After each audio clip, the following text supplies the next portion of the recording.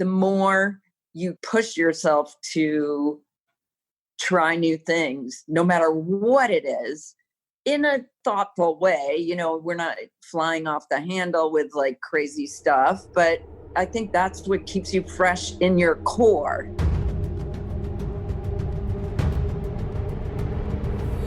You gotta pick yourself up, go backwards, and slam yourself at the wall like 500 more times until the wall crumbles. 25% of middle school girls already believe they'll never achieve their dream career. Hi, I'm Kara Goldin, founder and CEO of Hint. And you're listening to Unstoppable, a podcast spotlighting the journeys of inspiring entrepreneurs. I believe that at its core, leadership is about constantly learning from the people around you, and I'm so inspired by the conversations we're having in our upcoming episodes and can't wait to share them with you. This season, some of my guests include Rebecca Minkoff, fashion designer and founder of the Female Founder Collective, Diana Kaff, author of Girls Who Run the World, Andrew Dudham, founder of Hims, and Eugene Rem, co-founder of Rumble Fitness, and much, much more. Plus, we ask the $1 million question, what does it really take to be unstoppable? Let's find out. Hi, everybody. It's Kara Goldin from Unstoppable, and I'm super, super excited to have our next guest here, Cynthia Rowley. Welcome. Very, very excited. So, award-winning designer, began her career in fashion while studying in the Art Institute of Chicago. I've been a huge fan of hers for years, and I didn't know all of these little pieces until I actually got your bio, but it's really great. After graduation, she took a little seed money and moved to New York City to start her amazing fashion brand that has been around. I mean, it's truly iconic in so many ways.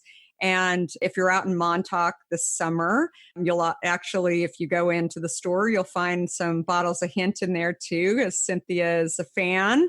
Very, very excited. And whether she's exploring and she's still surfing secret spots out there in Montauk and other exotic destinations, also scuba diving. I'm also a scuba diver too. So certainly not in an Arctic glacier. That's much more badass than I've done, but she's definitely a risk taker. I look at her as a iconic disruptor as well. And more than anything, we're just super, super excited to have her here to talk a little bit about her story and some of the lessons that she's learned. So welcome.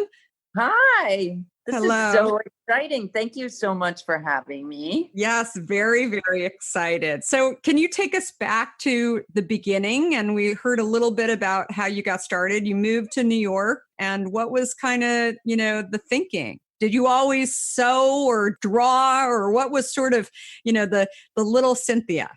Yes to all of that. I grew up, my mom is an artist, my grandparents were artists, and, I grew up drawing and painting and making things. And I started sewing at an early age. And, one thing led to another. I was in art school and I was studying painting, and then decided, maybe there's another way to enjoy this creative process and maybe have a little bit more of a commercial aspect to it. And my friend was like, you should be a fashion designer. And it was so foreign to me, the idea, because I grew up in a small town in Illinois where, fashion wasn't a thing.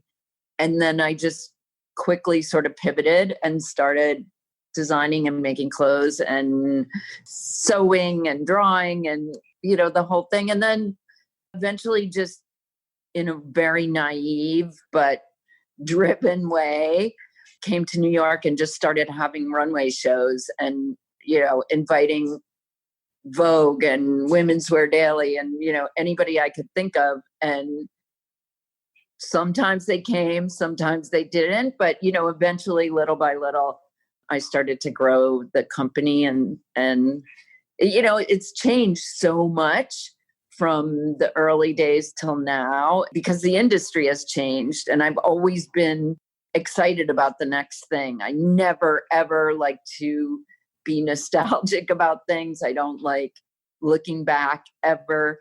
All I think about is what's next and how we can innovate and how we can do something that maybe has never been done before. And that's always my MO. And it's kept us, I think, relevant and really, different than a lot of other ready to wear brands out there. I love it. Who makes wetsuits and pretty dresses? People were like, I don't get it. And I was like, great. I love that. No, that's I want you to have to think about it, Well, it's funny. We started making sunscreen a few years ago. I don't know if you've had our sunscreen. Oh, I didn't know about that. And I had skin cancer on my nose, and being a redhead and I grew up in Arizona and having way too much sun. And so I was looking for a sunscreen that I'd always wore foundation with SPF in it, and it just wasn't enough. And so I didn't like mineral-based products on my face. They just made me itch and often screwed up my foundation. And so I started looking at, ingredients in sunscreen. And then I found one at my dermatologist that I thought was pretty great, but it didn't smell very good. And then it also was just a little too white. And so I started asking questions like about all the different ingredients, and anyway, developed it in my kitchen. It's called Hint as well, but I bring it up because when we launched it, I had phone calls from the beverage companies saying, okay, we totally got what you were doing, but then you went off on this path of, sunscreens. And we were like, wait, what is she doing? And I was like, I didn't develop any of these products for you guys. I developed them to really help the consumer solve a problem. And I mean, the same with you. You watch your consumer. Yeah. And I think traditionalists would say that, it's a distraction and maybe, you're taking your eye off the ball or whatever. But I really think that's how you can inject a fresh eye into, something that's your core. And it might make you think about that in a different way. So I think the more you push yourself to try new things, no matter what it is, in a thoughtful way. We're not flying off the handle with crazy stuff, but I think that's what keeps you fresh in your core too. I love it. So you mentioned you just had a fashion show. How did you know to have a fashion show? I mean, that to me, here's, I'm imagining a, scrappy 20-something coming to New York City and, in a U-Haul with no employees, sewing everything myself. I love it. Everything seemed sort of logical in a way to me. So it was like, okay, well, if I'm going to do this, it was in that vein of hey, my dad's got a barn. I'll make some costumes out of these old tablecloths. Let's put on a show. It was enough of that. I love it. Mixed with this, kind of fantastical dream that I knew nothing, had never experienced. So it was the scrappiness, which I love that word, scrappy, the scrappiness of, I'll figure this out. I'll just do it my own way combined with Vogue magazine is going to come, because that's what I had heard was, the ultimate, so I love it. You just, sometimes naivete is important and can take the fear out of things. And then I think just sometimes it's, like Nike says, you just do it, what's the worst? I always think what's the worst that could happen? You fail. So if you fail, you're learning something. You fail fast, you move on, and I've never been afraid to fail. And I've always been sort of an underdog, which I think in a way, I used to think was a real liability, but now I think it's really something that has propelled and pushed me through some really tough times because, I've never been I have CFDA awards, whatever other awards. I've been, I guess you could say the darling once in a while, but most of the time, 95% of the time, I'm kind of the, a little bit of an outsider in the fashion world. And I love this. I have a book coming out in October that's called Undaunted. and you're undaunted. And you are the epitome of undaunted. And so I talk, thank you.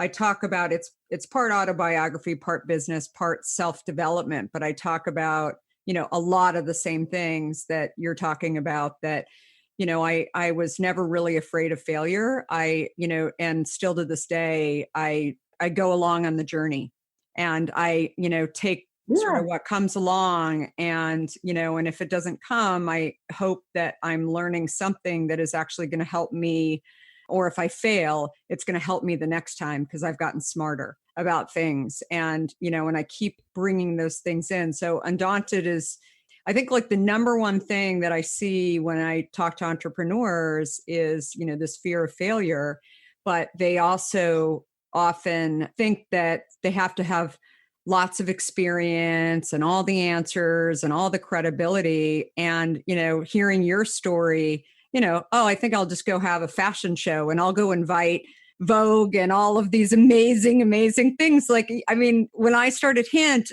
I, thought it would just be for kicks if I could get my product on the shelf at Whole Foods. And, I didn't even bother figuring out that there was a big buying office in Austin. And I just took it to my local Whole Foods in San Francisco. And I said, how do I get this on the shelf? And they thought I was crazy. And then long, crazy story, but I was pregnant. And I think the guy took pity on me because I was pregnant. And he was like, I can't believe you're launching a beverage the same time that you're pregnant. And I was like, yeah, it's my fourth child and I'm pregnant with my fourth. And it'd be really great if you put it on the shelf because you'll just make my day. And he did it. And then it actually sold. And so then I sort of reversed what everyone else did, and it stood out. And I think so many times that's the story of the best entrepreneurs in every industry. That's almost exactly the same. Let's hear it. I want to hear it. Well, this is a story I've told a lot. So maybe some of your listeners might have heard it, but it's really, I was stopped on the train when I was in school in Chicago by a buyer for this department store there. And she asked me about the jacket I was wearing, gave me her card, said, be in my office Monday with your collection. And it was Friday. And of course I didn't have a collection, but I accepted her appointment. And I went to the store, fabric store, sewed all weekend, made 5 things, went to her office, was showing them one by one. And she was like, oh, that's nice. I like that one, little set you made there. What's the style number on that? And I was like, confidently, 1. And then what's the style number on that? 2. And then, she was like, let me guess, 3, 4, and 5. And I was like, right. And anyway, she knew that I had no clue what I was doing and that I had sewn it all myself. And then she asked me prices of things. And I was like, what do you think you could sell it for? Right. It was the word, but I was a student, I was a student. Anyway, I love that story though. She bought it and that was it. But I mean, I think the things to think about too are not, you can't be afraid of hard work. And just like the Whole Foods and, any of my early days, it was like, I never had this grandiose goal of riding around in limos with supermodels. I just didn't want to be a bartender anymore. And I wanted, every little thing, these short-term goals like that, if I could get it on the shelves at Whole Foods, or to me, I was like, if I could just get one review in Women's Wear Daily, and then you would get it. Those are things that were achievable. And so that, little by little, it can push you to keep going. Whereas, it's easy to feel bad about what's happening because you're not reaching some gigantic pie in the sky goal that you set for yourself. That's, could take years, if ever, to achieve. So I think but also being an optimist, don't you think that's an important part of having a business is, always being optimistic and thinking, that's good that thing fell apart because if it would have worked out, I wouldn't have been able to do this or whatever, I think there's 100%. Yeah, no. And, I'm giving away pieces of my book, but, we few years ago, we got kicked out of Starbucks. We were in 11,000 Starbucks and, we were meeting our goals and everything was great. And then one day we got a phone call from the buyer after being in there for 18 months. And they told us that we were getting kicked out of Starbucks next week. And I said, why? And they said, well, this is a directive from Howard Schultz and he, wants to put more food in the cases. And so they just don't have room in the cases. And so that was a really bad day. And I had to go back and tell, my board, my investors, I had all this product in the warehouse. And then 2 days later, I came back in the office and I said to the team, I'm not going to lie, it's bad. But on the flip side, we have been exposed to, potentially everybody in America that goes into Starbucks. They're everywhere, right? 11,000 stores. And so, it's like, that's the thing that is, the optimism over there, that's really the thing that I was able to say. And then 2 weeks later, the buyer from Amazon called that was starting Amazon Grocery and said, I buy your product all the time in Starbucks. And I didn't know if I should tell him that we were just kicked out of Starbucks. I didn't bother, but I said, listen, we'd love to work with you. And we have, excess inventory in our warehouse if you're interested in taking it and selling it. And he did. And we very quickly became one of the number one products in grocery. Amazing.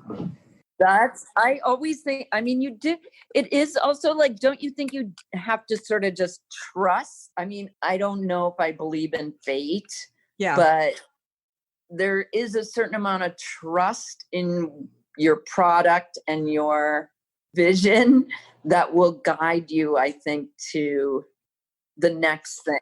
Yeah. And I think also finding the optimism in these opportunities. And ultimately, I don't think the Amazon buyer would have found us if we wouldn't have been in Starbucks. And, and I also learned another really important lesson, which is, at that time, Starbucks was almost 40% of our overall business. And I had put all my eggs in that basket and it ended.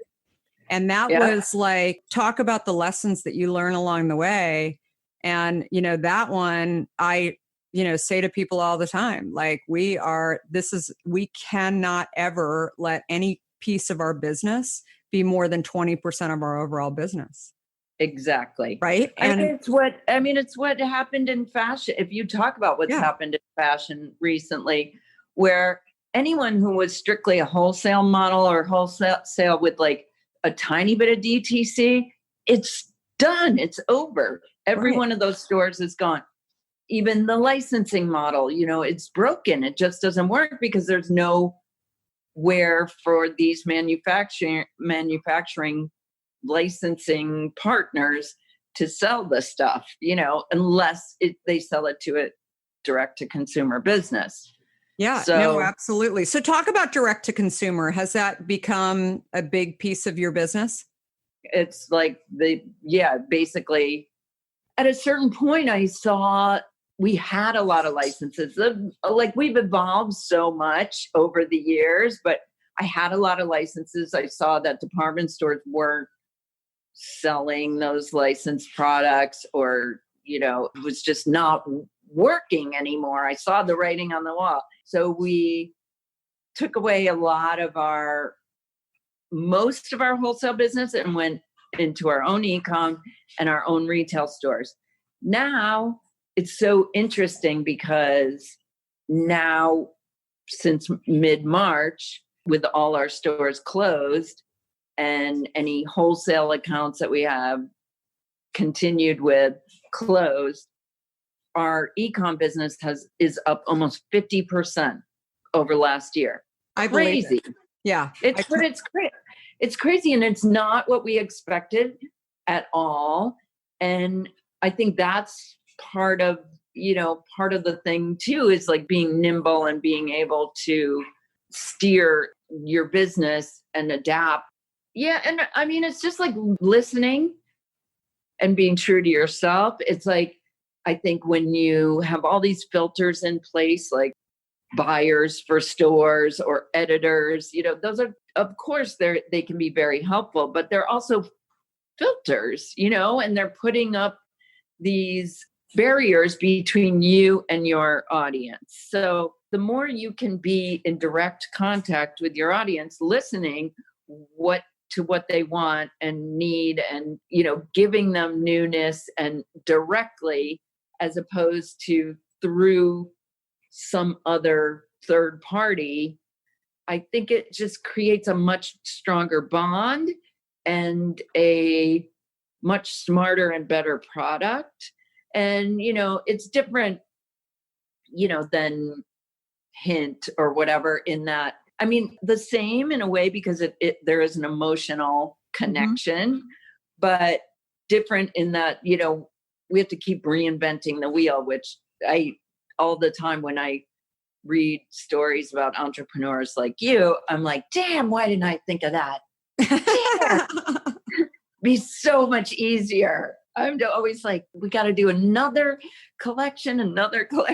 It's just like, it's a lot, it's a lot, but that's what is also really fun and exciting, and working with a great team and everything. Yeah. No. I love it. Well, it's interesting because when in mid-March, when we're an essential product, so we were, in lots of grocery stores across the country, but we were out of stock. And we go through distributors in order. And so it wasn't just the retailer having control of our product, but it actually wasn't making it out of the warehouse from a lot of these distributors. And right. We actually made a very, very aggressive, ballsy move by going into the stores and saying, can we just send truckloads into your stores and just go direct and do this into Targets, into imagine as a founder and CEO, you go into 3, I'll never forget, the night of March 13th, Friday the 13th. That was, yeah. And I went in when I flew back from New York to San Francisco, and I went into 3 Target stores, and we were out of stock. We have 16 feet of space in Target, gone. There's none. I'm in there at like 10 o'clock at night going, what's going on? And so that weekend, we really acted fast, and we reached out to all of our buyers, and we said, look, we'll figure out the invoicing later. Can we just get it in there? And they didn't know what was happening either. The, electronic ordering that was coming off of the register just wasn't happening. And so we actually gained space in so many stores because people said these guys are on it. And then in addition to that, we have over 1 million consumers in our database. Our direct-to-consumer business is now over 50% of our overall business. And so we immediately, on Monday morning, the 16th, we wrote to all of our consumers and we said, look, we're consumers too. We see what's going on in the grocery stores. It's really hard right now for everybody. But just to let you know, we have plenty of stock. Don't hoard. If you want to order, like, we're here. And we got some crazy response. It was like 60% of our consumers ordered right then, like off of that email. Like, we spoke to them in a way that we said, look, like, it's happening. We're all like watching it, but, please visit your stores and support your local stores. But, just so you know, we're here and we've got plenty of stock. And we've continued that message through, this crazy time. And our promise has always been that we have everything here. And sometimes we do special collections. We call them smash ups. And so consumers keep coming back for those special things that we just try. Yeah. So anyway, it's been, it's really been an interesting, time, and that business has just gone crazy. But then the rest, in the midst of it, we had just gone into a few other retailers, including Walmart and including Aldi. And then Costco called us the end of March and said, can we put you guys in nationwide? Because you do everything in the US, which has become a whole other topic. My God. Because a lot of people do things in Europe, or especially in your industry. And, and I know sourcing has become like a whole question. You guys do most of the stuff in the US, right? No. You do outside of the US. Has that been challenging? Yeah. No, what's interesting, I mean, our supply chain stayed intact, but I think we were lucky because most of it is about 80% is China, maybe a little bit more, or China, Taiwan, a little bit Singapore, a little bit Japan. That sourcing, that part of the country sort of came out of COVID a little bit before we deep. So it all, a lot of our domestic factories were closed. We moved a lot domestically when China was closed. And then we were able to switch back when the US factories closed and China was open. So that's great. Just being able to switch around and stay nimble like that. And hustle. It's the same thing. Like get trucks, go right to Target, go right to, it's like, you got to figure out a way. Sometimes don't you think that's fun though? Like I do. I tell my team sometimes, I'm like, it's really fun to have an idea, but if you can figure out how to make that idea reality, that's even double the fun. Because, you're figuring it out. You're solving a problem. You're like creating something that, didn't exist. And it's great to have an idea, but if you can't make it a reality, then, Well, I think it's also you're a great example of a, founder who's still around though, too, that has done every job in the company. Right. And right. I mean, you certainly hire people who, can help and maybe are better than you at certain tasks or whatever, but you have an idea of what's going on in every single role in the company, which is, really great. And I think great to work for somebody like that. So that's amazing. And I work hard. Like this whole thing, I mean, everything that's happened since March it's been challenging for me because I was the one that never took a summer Friday, always work all the way through the week, all summer long, had a 48-hour maternity leave. I just work. And now I'm seeing that I can still do that, but in a way that maybe has a little bit more balance. So that's been interesting, I think, but I do think, like they say, the fish rots from the head. You got to set a good example. You got to work hard. If you're not working hard, why should anybody else, No, it's absolutely true. So one thing that I feel your brand really represents well is women's empowerment. And so was that intentional? I mean, do you feel like, certainly this brand is a lot of you, right? I mean, you're still here and loving, obviously you're smiling and loving like what you're doing. But can you tell us like how those two things sort of came together? I mean, was it pretty organic That's what I was going to say. It's been totally organic. And I think it's just like, that's the only way to have real authenticity in the company or in a brand is if you're living that life, not just me, but my team, it's easy to tell that kind of a story because I think that, we're mostly women in the company, although there's a lot of guys and some have been with me for more than 20 years. And I think that it's just things like sometimes things like titles, things like, a Harvard MBA or something. It's not as meaningful to me as someone who's really smart, who really understands the brand, who really is passionate and hardworking and enthusiastic. Like that's who I want to give the responsibility to and the tools to grow and that feeling of empowerment. That's what I look for. That's awesome. And so you have one daughter or you have? I have two daughters. You have two daughters. And are they working in the business? I wish I had 4 kids or more. My daughter Kit is she's at NYU and she's in her last year at NYU, but she dabbles in some fashion stuff. We'll see what she ends up doing. And then my daughter Gigi is a freshman in high school. So that's great. That's awesome. Are they interested in you said Kit possibly, but it's possibly. I mean, who knows? I would say probably maybe peripherally or in some other form of fashion style. My husband is an art dealer, so he has a gallery. So I think, could be that or some combination of that, which she's kind of doing now, art and fashion. And Gigi, I'm not sure. It's a little early. They're both really good surfers and I love it. Kind of crazy, will do anything that sometimes when I'm like, guys, okay, we're going to go camping in the Himalayas.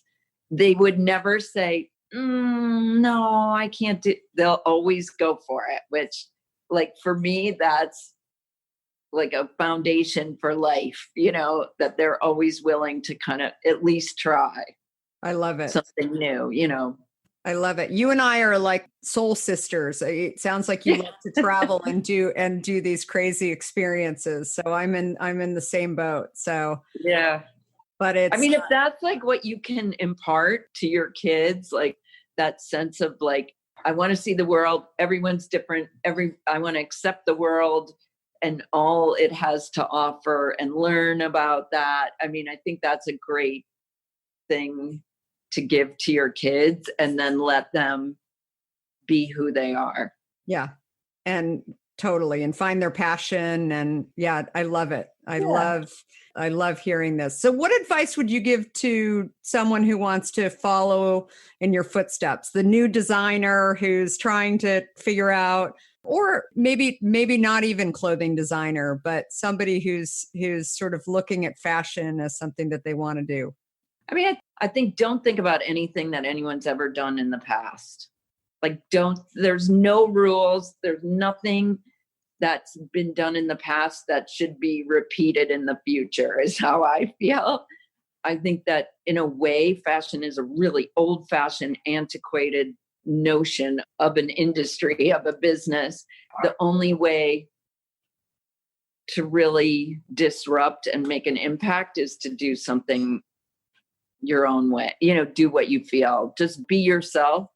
And also it's really easy in a way, like now, you can do whatever you want. You can do whatever you want. You can make it's easy to figure things out, put things out there, talk to your audience. I think the most important thing is to just try it, just go for it.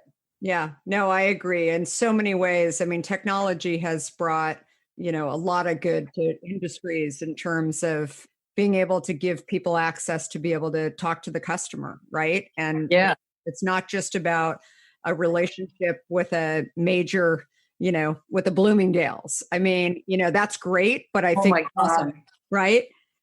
It's I have so many stories I can't even, but that's why I'm saying, like, don't do anything that's ever been done before. Yeah. Just don't do it. What's your craziest story that what were you just thinking about? Well, you can name anything any reference in the industry, and I probably have a story about it.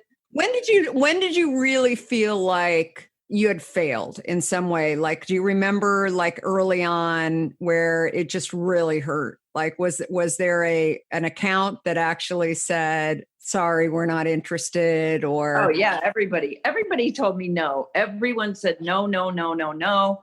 We can't, we don't want it. We don't this, we don't that. Everything was no. And that's why, now conversely, when people ask me to do things, I went through a phase where I was saying yes to everything because people had told me no for so long. So then I was completely overwhelmed and spinning my wheels on things that maybe didn't matter that much. But I was so grateful that people were interested and cared that I didn't want to say, I would never say no. Oh my God, like I'm so flattered. I'm so, grateful. And, gratitude is important to have, but also being able to, put things in perspective about what is important for the company and what, should be prioritized and all that. But yeah, everybody told me no. And how do you just keep going then? Do you remember the yeses, or do you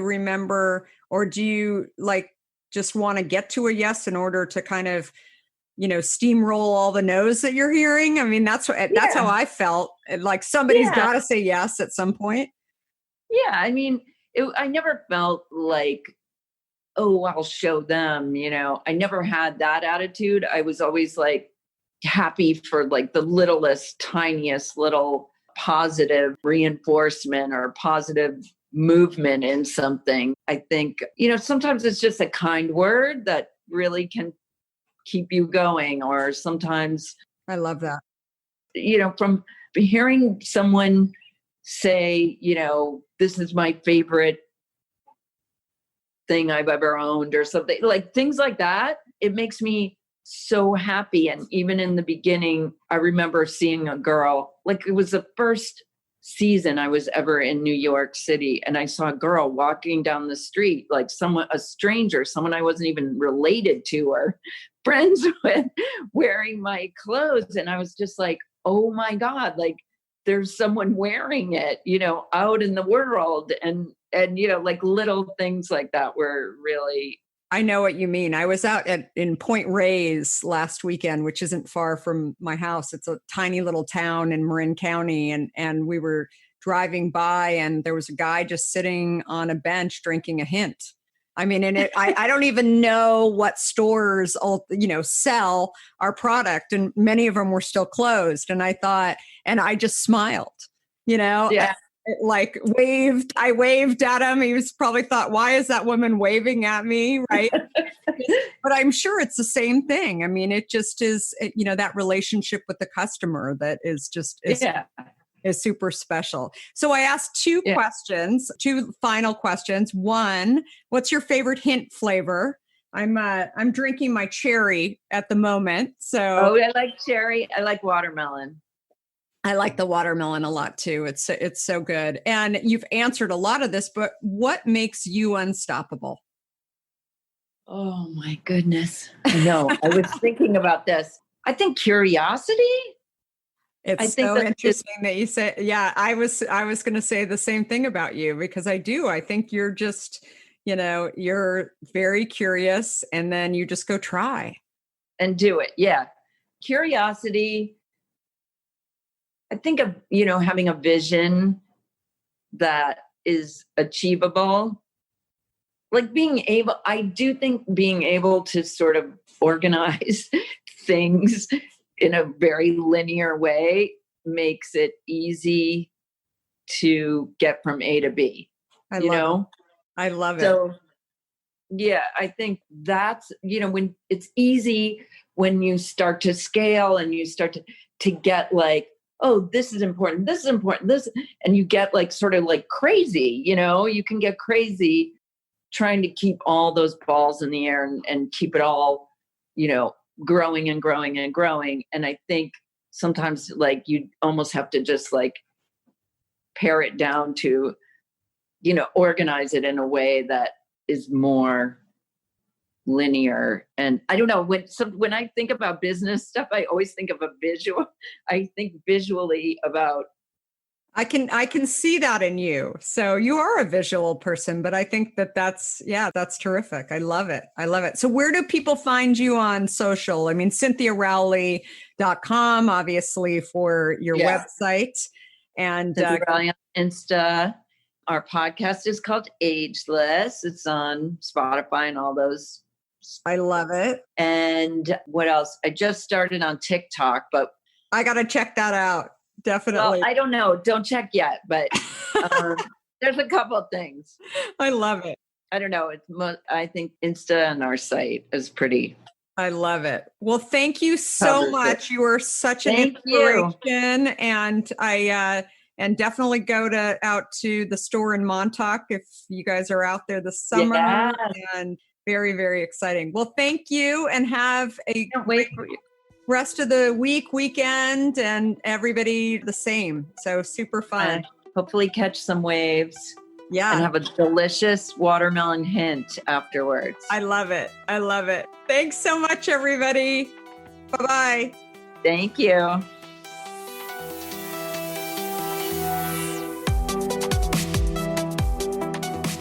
If you like what you heard, please help spread the word and leave us a review. You can also follow along with me on Facebook, Instagram, Twitter, and LinkedIn at Kara Goldin. Do you have a question for me or want to nominate an innovator to spotlight? Please talk to me at Kara Goldin on Twitter. Thanks so much for listening. Until next time, be unstoppable.